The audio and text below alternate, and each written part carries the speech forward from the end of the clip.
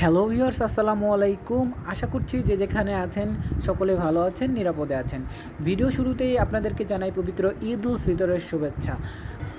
তো বন্ধুরা, জানেন আপনারা যে মহামারী করোনা ভাইরাসের কারণে এবারকার ঈদটা একটু অন্যরকম হতে চলেছে। কারণ এই করোনা ভাইরাসের কারণে আমরা বাইরে ঈদগাতে নামাজ আদায় করতে পারবো না। ঘরে বসে বা আমরা আমাদের আশেপাশের যে মসজিদগুলো রয়েছে সামাজিক দূরত্ব বজায় রেখে আমাদেরকে নামাজ আদায় করতে হবে ঈদের। তাছাড়া আমরা যে প্রতি ঈদে ঘোরাঘুরি করি বা বিভিন্ন বন্ধুদের বাসায় যাই, আত্মীয় স্বজনের বাসায় যাই, সেটার কোনো কিছু এবার হবে না। তো অবশ্যই আমরা আমাদের যার যার বাসায় অবস্থান করব, সামাজিক দূরত্ব বজায় রেখে মসজিদে নামাজ আদায় করে বাসায় থাকার চেষ্টা করব। আর বাইরে কোথাও বেরোলে অবশ্যই জরুরি প্রয়োজন ছাড়া আমরা বাইরে বের হব না। আর যদিও বা বাইরে বের হই তাহলে সামাজিক দূরত্ব বজায় রেখে এবং হাতে গ্লাভস, মাস্ক সবগুলো প্রোটেক্টিভ জিনিসগুলো পরে আমাদেরকে বেরোতে হবে। তাহলে আমরা দেশ এবং আমাদের পরিবারকে বাঁচাতে পারবো, রক্ষা করতে পারবো। কারণ মহামারী করোনা ভাইরাস কিন্তু দিন দিন প্রকট আকার ধারণ করতেছে। তো সেটার জন্য অবশ্যই আমাদেরকে একটা ঈদ হলেও আমাদের স্যাক্রিফাইস করে চলতে হবে। তো hello viewers, this is Milan from Net Doctor. আজকে আমি আপনাদের সঙ্গে আলোচনা করতে যাচ্ছি কীভাবে আপনারা খুব সহজে ঈদ উল ফিতরের কার্ড তৈরি করতে পারেন পিক্সল্যাব অ্যাপ্লিকেশনটির মাধ্যমে। তো বন্ধুরা, ভিডিওটি শুরু করার পূর্বে আমার চ্যানেলটিকে যদি এখনও সাবস্ক্রাইব করে না থাকেন তো অবশ্যই সাবস্ক্রাইব করে পাশের বেল আইকনটি এনেবল করে দিবেন আমার নতুন ভিডিওর আপডেট পাওয়ার জন্য। আর যদি অলরেডি সাবস্ক্রাইব করে থাকেন তো থ্যাংক ইউ সো মাচ। তো বন্ধুরা, চলুন ভিডিওটি শুরু করি। তো বন্ধুরা, ডেসক্রিপশন বক্স থেকে আপনারা পিক্সল্যাব অ্যাপ্লিকেশন সহ আপনারা ওইখান থেকে ব্যাকগ্রাউন্ড পিকচার এবং ঈদ মোবারকের যে পিএনজি পিকচারটা রয়েছে সেটা ডাউনলোড করে নেবেন। ডাউনলোড করার পর আপনারা পিক্সল্যাব অ্যাপ্লিকেশনটিতে চলে যাবেন। বন্ধুরা, যখন পিক্সল্যাব অ্যাপ্লিকেশনে চলে যাবেন, পিক্সল্যাব অ্যাপ্লিকেশনে আসার পর আপনারা যে ব্যাকগ্রাউন্ড পিকচারটি ডাউনলোড করেছিলেন সেটাকে আপনারা সিলেক্ট করে এখানে নিয়ে আসবেন। আমি এখন গ্যালারি থেকে সেই পিকচারটি সিলেক্ট করে এখানে নিয়ে আসতেছি। তো বন্ধুরা, আপনারা দেখতে পাচ্ছেন যে আমি গ্যালারি থেকে এই পিকচারটা কিন্তু নিয়ে চলে এসেছি অলরেডি। তো এখান থেকে আপনারা কী করবেন, এখন প্লাস আইকন দেখতে পাচ্ছেন, প্লাস আইকন থেকে আপনারা বিভিন্ন ধরনের ফিচার যে পিকচারগুলো পিএনজি আকারে ডাউনলোড করে রেখেছিলেন সেটা সিলেক্ট করে সেটা এক এক করে নিয়ে আসবেন। চাইলে আপনারা এখান থেকে ফন্ট লিখে আপনারা টাইপ করে সেটাকেও স্টাইলিশ করতে পারবেন। তো আমি এখন পিএনজি যে ইমেজগুলো ডাউনলোড করেছিলাম সেটা এক এক করে নিয়ে আসতেছি এখন। তো বন্ধুরা, আমি এখন পিএনজি ফাইল যে ঈদ মোবারক লেখা সেটা আমি নিয়ে চলে এসেছি। এটা কিন্তু চাইলে স্টাইলিশ ফন্টের মাধ্যমেও আমি লিখতে পারতাম। আর আপনাদের যদি স্টাইলিশ যে ব্যাকগ্রাউন্ড রয়েছে, ব্যাকগ্রাউন্ড এটা আপনারা ডাউনলোড করার জন্য গুগল থেকে আপনারা যদি সার্চ করেন যে ঈদ মোবারক ব্যাকগ্রাউন্ড, তাহলে কিন্তু খুব সহজে পিকচার আকার পেয়ে যাবেন পিএনজি ফাইল।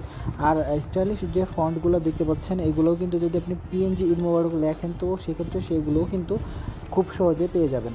তাছাড়া যদি আপনারা বিভিন্ন দলের সাপোর্ট করেন তো সেক্ষেত্রে আপনারা সেই লোগোগুলো সেখান থেকে পাবেন। চাইলে আমি ডেসক্রিপশন বক্সে আপনাদের লিঙ্ক দিয়ে দেবো, সেখান থেকে ডাউনলোড করে সেগুলো ব্যবহার করতে পারবেন। তো বন্ধুরা, এখন আমি একটা পিকচার সিলেক্ট করব, যেটা আমি পিকচারটা দিয়ে দিব এই পিকচারের সাথে। তো বন্ধুরা, এখানে দেখতে পাচ্ছেন আমি ছোটো একটি পিকচার নিয়ে চলে আসছি। আর এই পিকচারের ব্যাকগ্রাউন্ড রিমুভ করা এখন খুবই সহজ। আপনারা চাইলে যে কোনো ব্রাউজার থেকে আপনারা যে গুগল বা যে কোনো ব্রাউজার থেকে লিখবেন remove.bg এবং সেই ওয়েবসাইটটিতে যাওয়ার মাধ্যমে একটি পিকচার আপলোড করলে সেখান থেকে খুব সহজে 5 সেকেন্ডের মধ্যে আপনি ব্যাকগ্রাউন্ড রিমুভ করতে পারবেন। চাইলে এই পিকচারটাকে আপনি আরও অ্যাট্রাকটিভ করার জন্য এখানে বর্ডার দিতে পারেন। তো যদি আপনার বর্ডার দিতে ভালো লাগে তো সেক্ষেত্রে দিয়ে দিতে পারেন, আর না চাইলে নাও দিতে পারেন, সেটা আপনার ইচ্ছা। যাই হোক, এটা দেওয়ার পরে আপনি চাইলে এখানে কিছু টেক্সট অ্যাড করতে পারেন। তো এখানে আমি কিছু টেক্সট অ্যাড করে দেখাচ্ছি।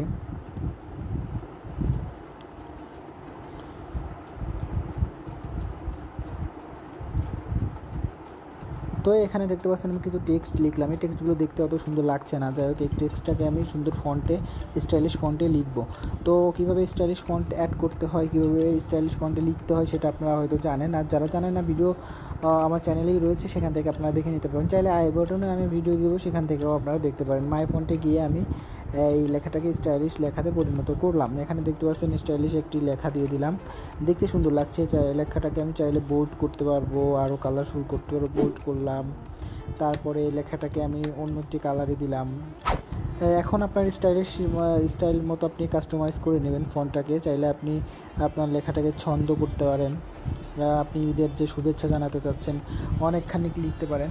লেখার পরে এখানে সিলেক্ট করে দিতে পারেন। চাইলে যদি আপনি কোনো দলের সাপোর্ট করেন বা আপনার পিকচার এবং আপনার যে আপনার দলীয় যে নেতা রয়েছে সেগুলো পিকচার কিন্তু আপনি চাইলে অ্যাড করতে পারবেন। তো সেগুলোর পিএনজি পিকচার আমি ডেসক্রিপশন বক্সে দিয়ে দেবো, সেখান থেকে আপনারা অ্যাড করে নিতে পারবেন খুব সহজে। ফর এক্সাম্পল আমি দেখিয়ে দিচ্ছি।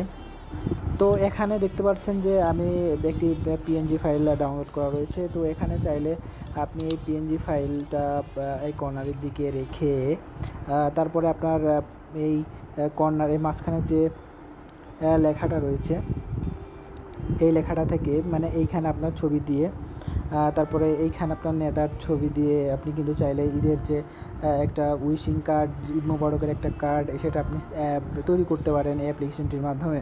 খুবই সহজ, আপনার অ্যাপ্লিকেশনটির মাধ্যমে কিন্তু ঈদের কার্ড তৈরি করতে পারবেন। তো বন্ধুরা, আশা করছি বুঝতে পেরেছেন আমি কি বোঝাতে চেয়েছি আপনাদের। তো আশা করছি ভিডিওটি ভালো লেগেছে। যদি ভিডিওটি ভালো লেগে থাকে অবশ্যই লাইক, কমেন্ট, শেয়ার করবেন, বন্ধুদের দেখার সুযোগ করে দেবেন, সাবস্ক্রাইব করে আমার চ্যানেলের পাশে থাকবেন। আজকের মতো এ পর্যন্তই। নতুন টপিক নিয়ে সামনের ভিডিওতে দেখা হবে। তো সে পর্যন্ত ভালো থাকবেন। আল্লাহ হাফেজ। সবাইকে ঈদ মোবারক।